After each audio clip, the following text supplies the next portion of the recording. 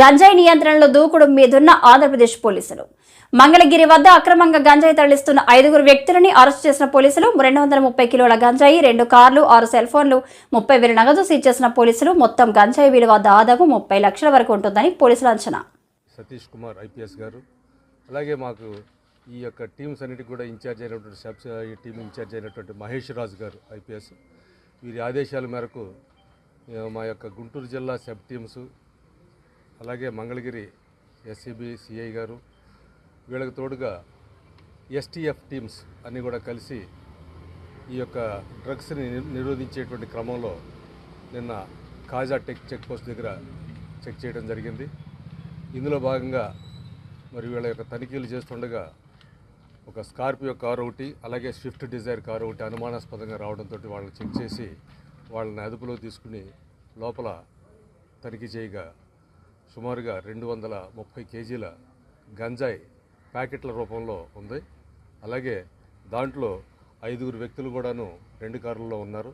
వాళ్ళని అదుపులోకి తీసుకొని జరిగిన విషయాలని కూడా తెలుసుకుంటే వీళ్ళు మనకి కాకినాడ జిల్లా పాయకరావుపేట అంటే మనకి తుని నియర్ బై తుని దగ్గరలో నుంచి వాళ్ళు పర్చేజ్ చేసి తీసుకొని తమిళనాడు రాష్ట్రానికి వెళ్తున్నట్టుగా మనకి సమాచారం వచ్చింది. దాని మీద వాళ్ళందరినీ కూడా అదుపులోకి తీసుకొని ఆ వెహికల్స్ అన్నింటినీ కూడా సీజ్ చేసి ఆ మాల్ ఏదైతే 230 కేజీల గాంజా ఉందో దాన్ని కూడా సీజ్ చేసి వారి దగ్గర మరి 34,000 రూపాయల 530 రూపాయలు 34,530 రూపాయల క్యాష్ కూడా ఉంది. దాంతోపాటు ఈ 6 సెల్ ఫోన్లు కూడా సీజ్ చేయడం జరిగింది. ఇవన్నీ కూడా వీళ్ళ ముద్దాయిలను అక్కడ పరిశీలించిన మీద వాళ్ళని అడిగితే మొదటి ముద్దాయి అమీర్ అని, అలాగే 2 కాళాయ్ ముదన్ అని, 3 షేక్ అబ్దుల్లా ఫారూక్, 4 కార్తికేయన్, 5 మల్లికార్జున్ ఇలా 5 కూడాను మరి తక్కువగా ఇక్కడ గంజాయిని కొని అధికంగా అక్కడ అమ్ముకోవడానికి గాను వాళ్ళు ఇదే మొదలుపెట్టారు. ఇంకా ఇంట్రాగేషన్ చేసి వాళ్ళ యొక్క పూర్వపరాలను కూడా తెలుసుకొని ఇంకా ముందు వీళ్ళు ఏమైతే ముందు ఏమైనా చేసి ఉన్నారో వాటి మీదను, అలాగే వీళ్ళకి ఎలా వచ్చింది, అలాగే దీన్ని ఎలా డిస్పోజ్ చేస్తున్నారు అనే దాని మీద కూడాను దర్యాప్తు కొనసాగుతూ ఉంది. మరి ఏదైతే ఇప్పుడు ఈ జిల్లాలో అక్రమంగా ఏదైతే నార్కాటిక్ డ్రగ్స్ ఉన్నాయో వాటన్నిటి మీద మరి ఆల్మోస్ట్ ఉక్కుపాదం మోపుతున్నట్టుగానే మన అధికారులు ఇచ్చిన ఆదేశాల మేరకు అందరం కూడా పనిచేస్తూ ఉన్నాం. మరి ఈ మధ్యనే పరిశీలన చూసినట్టయితే మా సబ్ నుంచి దరిదాపు ఒక 9 మంది దాకా అరెస్ట్ చేయడం, అలాగే ఇంకా కొంతమంది మీద నిఘా పెట్టడం, అలాగే కొంతమంది అప్పుడే కొత్తగా అలవాటు పడబోతున్నటువంటి స్టూడెంట్స్ ఎవరైతే కొంతమంది వచ్చారో మా దృష్టికి వాళ్ళ ఫ్యామిలీస్ని కూడా తీసుకొచ్చి మరి కౌన్సిలింగ్ చేయడం కూడా జరిగింది. మరి అందులో భాగంగా వాళ్ళ పేరెంట్స్ అందరం కూడా పిలిపించి వాళ్ళ సమక్షంలోనే ఆ పిల్లలకి తగిన బుద్ధి చెప్పించి కౌన్సిలింగ్, సరైన ట్రీట్మెంట్ కౌన్సిలింగ్ వాళ్ళకి అందేలా చేసి పేరెంట్స్ కూడాను అందుకు వాళ్ళు సహకరించి మాతోటి చాలా చక్కటి కౌన్సిలింగ్లో కూడా పార్టిసిపేట్ చేశారు. ఇది ఇక ముందు కూడా కొనసాగిస్తాం. మనకేంటంటే రాష్ట్రంలో ఎక్కడా కూడాను డ్రగ్స్ ఉండకూడదు అనేటువంటి ఆదేశాలు ప్రభుత్వం నుంచి రావడం, తదనుగుణంగా మా యొక్క ఆఫీసర్లు కూడాను మా సబ్ కమిషనర్ గారు అయితేనేమి, గుంటూరు జిల్లా ఎస్పీ గారు అయితేనేమి అందుకు తగ్గట్టుగానే మా టీమ్స్ అన్నీ కూడాను చాలా యాక్టివేట్గా పనిచేస్తూ ఉన్నాయి. ఇందులో దరిదాపు 30 లక్షల రూపాయలు పేదల అసైన్డ్ భూములను కబ్జా చేసిన వైసీపీ రాబందులు అని టీడీపీ ఎమ్మెల్సీ భూమిరెడ్డి రామ్ గోపాల్ రెడ్డి అన్నారు. ఆయన ఈ రోజు టీడీపీ కార్యాలయంలో మీడియాతో మాట్లాడారు. నియోజకవర్గంలో జరిగిన గృహ నిర్మాణంలో జరిగిన అవకతవకలపైన మీరు చర్చకు విచారణకు సిద్ధమని ప్రశ్నిస్తున్నా. పులివెందుల నియోజకవర్గం అంతా కాదు, పులివెందుల మున్సిపాలిటీ పరిధిలో మీరు తలపెట్టిన జగనన్న మెగా లేఅవుట్లో జరిగిన అక్రమాలపైన మరిద్దరం ఎక్కడైనా కూడా పులివెందులలో అయినా సరే లేకపోతే తాడేపల్లిలో అయినా సరే ఎక్కడైనా సరే చర్చకు మన ఇద్దరం కూడా కూర్చొని మాట్లాడుకుందామని డిమాండ్ చేస్తూ ఉన్నా, సవాల్ చేస్తూ ఉన్నా. పులివెందుల మున్సిపాలిటీ పరిధిలో జగనన్న మెగా లేఅవుట్లో దాదాపు 8,456 గృహాలు మంజూరైతే ఇటీవల రాష్ట్ర ప్రభుత్వం జిల్లా కలెక్టర్ గారి ఆధ్వర్యంలో విచారణ చేయిస్తే దాదాపు 2,489 మంది లబ్ధిదారులు బోగస్ లబ్ధిదారులు అనర్హులని చెప్పి తేల్చడం జరిగింది. అంటే దాదాపు 175 కోట్ల రూపాయల స్కామ్ ఒక్క పులివెందుల మున్సిపాలిటీలో గృహ నిర్మాణ కాలనీలో జరిగిందంటే ఇక రాష్ట్ర వ్యాప్తంగా మిగిలిన 174 నియోజకవర్గాలలో ఎన్ని వేల కోట్ల రూపాయల స్కామ్ జరిగిందో ఒకసారి ఆలోచించాలని చెప్పి ఈ రాష్ట్ర ప్రజానీకానికి విజ్ఞప్తి చేస్తా ఉన్నా. పులివెందుల మున్సిపాలిటీలో 8,468 ఇళ్ళు మంజూరైతే వీరందరికీ కూడా దాదాపు ఏపీఐసికి చెందిన 250 ఎకరాల స్థలాన్ని తీసుకొని ఒక్కొక్క లబ్ధిదారునికి 1.5 సెంటు స్థలాన్ని ఇచ్చి రాష్ట్ర ప్రభుత్వమే కాంట్రాక్టర్లకు అప్పగించి గృహ నిర్మాణాలను నిర్మించేదానికి చేపట్టడం జరిగింది. దీనిలో జగనన్న మెగా లేఅవుట్లో 7,075 ఇళ్ళు మంజూరు చేస్తే దానిలో 1,675 మంది అనర్హులని తేలడం జరిగింది. అంటే దాదాపు 23.67% మంది లబ్ధిదారులు బోగస్ లబ్ధిదారులు వైకాపా నాయకులకు సంబంధించిన బినామీల పేర్లు పెట్టుకొని దొంగ పేర్లు పెట్టుకొని కోట్లాది రూపాయలు కాజేసిన సంగతి నిజం కాదా జగన్మోహన్ రెడ్డిని ప్రశ్నిస్తా ఉన్నా. అంతేకాకుండా సొంత స్థలాలు ఉన్నాయని చెప్పి గృహాలు మంజూరు చేసుకునేదానికి దరఖాస్తు పెట్టుకున్న వారు 1,318 మంది ఉంటే వారిలో గతంలో ఇల్లు ఉన్నవారు పెద్ద పెద్ద భవంతులు ఉన్నవారు కోటీశ్వర్లు దాదాపు 732 మంది దొంగ లబ్ధిదారు అని చెప్పి తేలిన విషయం వాస్తవం కాదా? అంటే దాదాపు 55.5% మంది తమకు ఇల్లు ఉన్నా తమకు సొంత స్థలాలున్నా తమకు పెద్ద పెద్ద భవంతులున్నా దొంగ పేర్లు పెట్టుకొని ప్రభుత్వ డబ్బును కాజేసేదానికి మీ కార్యకర్తలు ఇళ్లను మంజూరు చేసుకున్న విషయం వాస్తవమా కాదా జగన్మోహన్ రెడ్డిని ప్రశ్నిస్తా ఉన్నా. అంతేకాకుండా రాజీవ్ గాంధీ కాలనీలో 75 ఇళ్లను మంజూరు చేశారు. దానిలో 17 మంది బోగస్ లబ్ధిదారులని తేలిన విషయం వాస్తవమా కాదా జగన్మోహన్ రెడ్డి ప్రశ్నిస్తున్నా. అంటే దాదాపు అక్కడ 22.6% బోగస్ లబ్ధిదారులుగా తేలడం జరిగింది.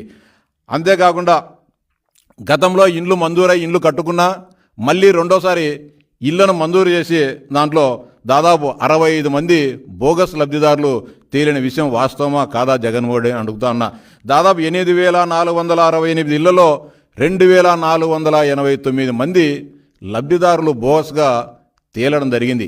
ఇవన్నీ మాట్లాడకుండా మీ నియోజకవర్గంలో మీరు ముఖ్యమంత్రిగా ఉన్నప్పుడు జరిగిన ఒక్క లేఅవుట్లోనే దాదాపు 175 కోట్ల రూపాయలు స్కామ్ జరిగింది. దీనిపైన మీరు కూడా ప్రస్తుతం ముఖ్యమంత్రిగా లేరు, ప్రతిపక్ష నాయకునిగా లేరు, ఎలాంటి పని లేదు. మీరు అక్కడే ఉంటారు, నేను అక్కడే ఉంటా. ఇద్దరం కలిసి పులివెందుల మెగా లేఅవుట్కు పోదాం. ఎంత అన్యాయాలు ఎంత అరాచకాలు జరిగాయో అక్కడే ఇద్దరం తేల్చుకుందాం. అక్కడ లేకపోతే మీరిచ్చిన లబ్ధిదారుల లిస్టును తీసుకొని వస్తా, మీరు మంజూరు చేసిన లిస్టును తీసుకొని వస్తా. ప్రభుత్వం ఇప్పుడు తమ విచారంలో జరిగిన లోపాలు ఇవన్నీ కూడా తీసుకొని వద్దాం, మీరు బహిరంగ చర్చకు సిద్ధపడని జగన్మోహన్ రెడ్డి గారు అని డిమాండ్ చేస్తా ఉన్నా. అంతేకాకుండా పులివెందుల పాడా ముసుగులో జరిగిన 100 కోట్ల రూపాయల స్కామ్ పైన కూడా మీరు విచారణకు సిద్ధమా జగన్మోహన్ రెడ్డి అని అడుగుతా ఉన్నా.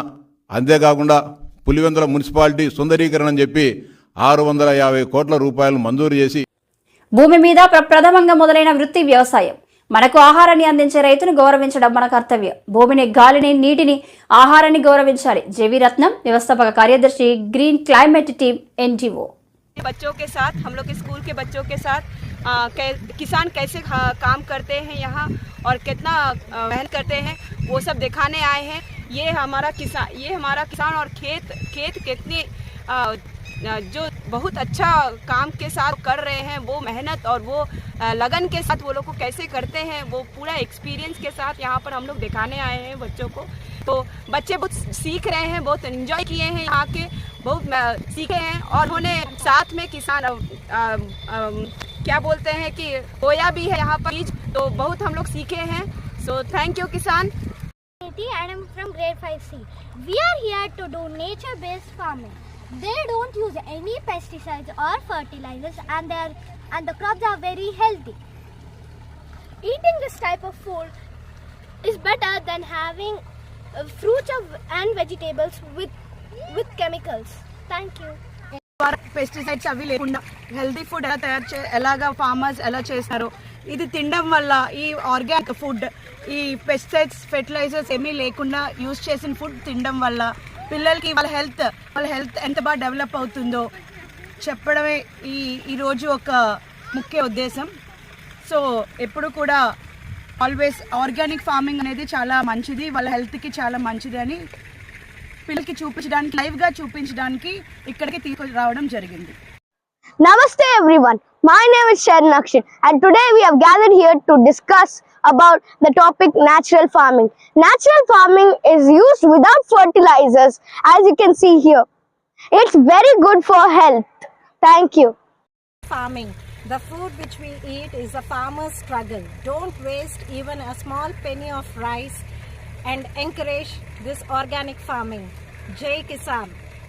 मेरा नाम दिविजा है, मैं 5वीं कक्षा में पढ़ रही हूँ. हम इस जगह में हैं क्योंकि हमारा किताब में पाठ आखिर ही मिल गया दान.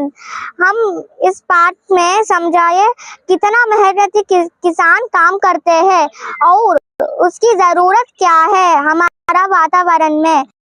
उसकी ज़रूरत है वो नहीं, किसान नहीं है, हमको खाना नहीं मिलती.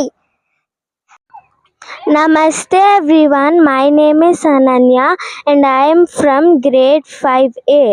Today we came here to learn about how hard the farmers are farming here, and we should also help them out.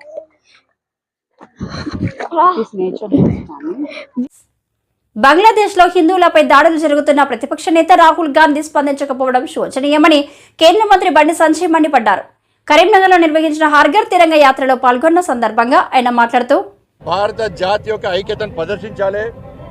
భారతీయులు అందరము ఒక్కటైనటువంటి విధానాన్ని ఒక నినాదాన్ని ప్రపంచానికి చూపాలని చెప్పి ఒక ఆలోచనతో ఈరోజు ఈ కార్యక్రమాన్ని నిర్వహిస్తూ ఉన్నాం. ఈ దేశంలోని తెలంగాణ రాష్ట్ర యువతకు అప్పీల్ చేస్తూ ఉన్నా, మీ డీపీలు వెంటనే మార్చండి. ప్రతి యువత మీ డీపీ లోపల మహనీయుల ఫోటోలు పెట్టండి. జాతీయ పతాకాన్ని మీ డీపీలుగా ఇవాళ వెంటనే పెట్టుకోండి. ప్రతి ఒక్క యువకుడు 15th ఆగస్ట్ రోజు ప్రతి భారతీయుడు కూడా మీ ఇంటిపైన మువ్వన్నర జెండా ఎగరేయండి.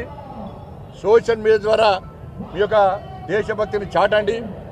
భారతీయ జనతా యువమోర్చా చేసిన కార్యక్రమంలో అందరూ భాగస్వామ్యం కావాల్సిందిగా వాళ్ళు మీ అందరికీ విజ్ఞప్తి చేస్తున్నాం. దానిలో భాగంగానే ఈరోజు కరీంనగర్లో భారతీయ జనతా యువమోర్చా ఆధ్వర్యంలో ఈ తిరంగా యాత్ర మేము నిర్వహిస్తూ ఉన్నాం.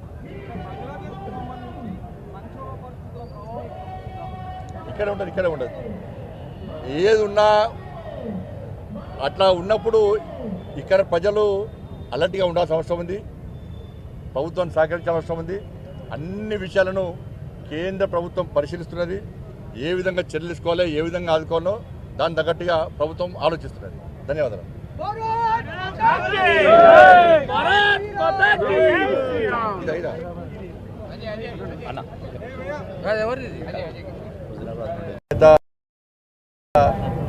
నరేంద్ర మోడీ గారి యొక్క పిలుపు మేరకు దేశవ్యాప్తంగా భారతీయ జనతా యువమోర్చా ఆధ్వర్యంలో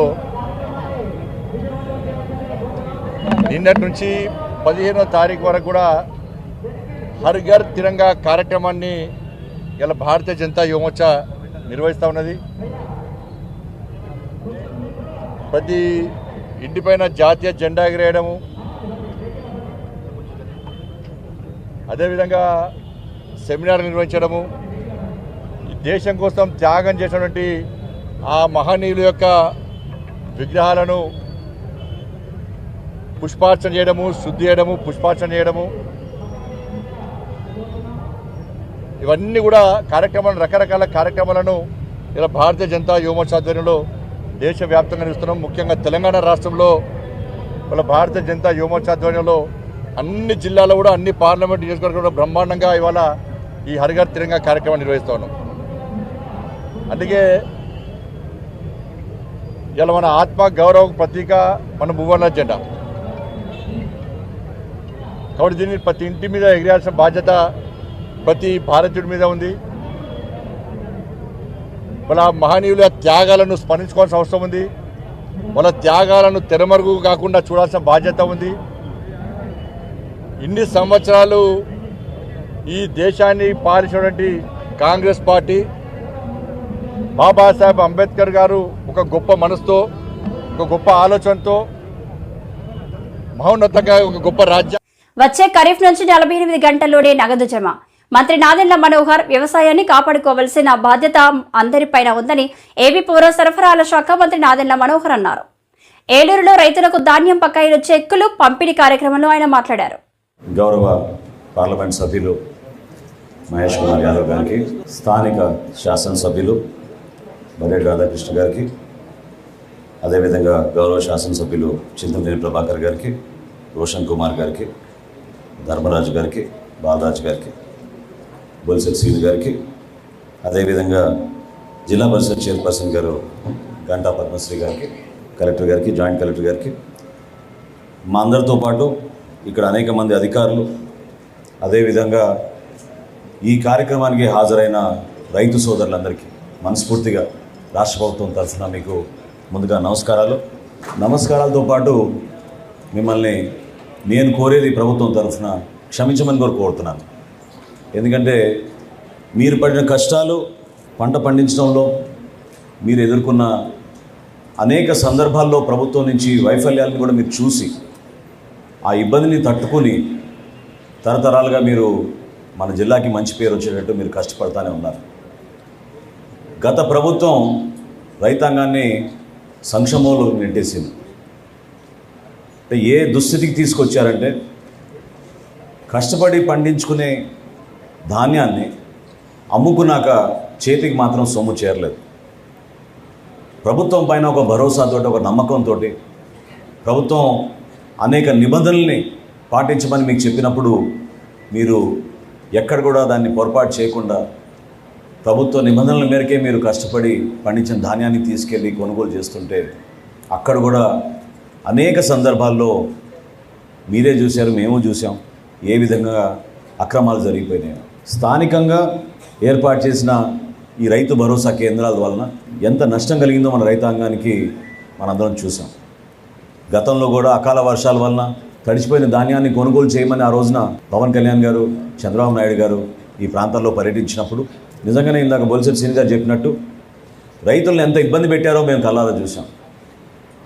లారీలు తీసుకొస్తే 2 రోజుల తర్వాత రమ్మడం, ఆ 2 రోజుల తర్వాత మళ్ళీ తేమ శాతం ఎక్కువ ఉంది, వాళ్ళు రాసిచ్చిన రసీదు ప్రకారం మేము కొనుగోలు చేయమని చెప్పడం, నానా రకాలుగా వాళ్ళని ఇబ్బంది పెట్టి చివరికి వాళ్ళ చేతుల దగ్గర నుంచే డబ్బులు తీసేసుకుని రైతుల దగ్గర అప్పుడు వాళ్ళు కంప్యూటర్లో ఆ రికార్డులు ఎక్కించడం అనేది మనందరం చూసాం. ఈ వాస్తవాల గురించి మీ అందరిలో కూడా ఉన్న ఆవేదనే ప్రభుత్వంలో మేము ఏర్పాటు చేసిన తర్వాత మొట్టమొదటి రోజు అధికారులతో నేను సమీక్షించినప్పుడు నాకే ఒక విధంగా భయం వేసింది. ఎందుకంటే సివిల్ సప్లైస్ కార్పొరేషన్లో ప్రతి ఏటా మేము దాదాపు 20,000 కోట్ల రూపాయలు టర్నోవర్ చేస్తాం. గత 5 సంవత్సరాల్లో ఎంత ఆర్థికంగా నష్టం కలిగించారంటే ఈ కార్పొరేషన్కి 40,550 కోట్ల రూపాయల రుణాలు తీసుకున్నారు సివిల్ సప్లైస్ కార్పొరేషన్ నుంచి.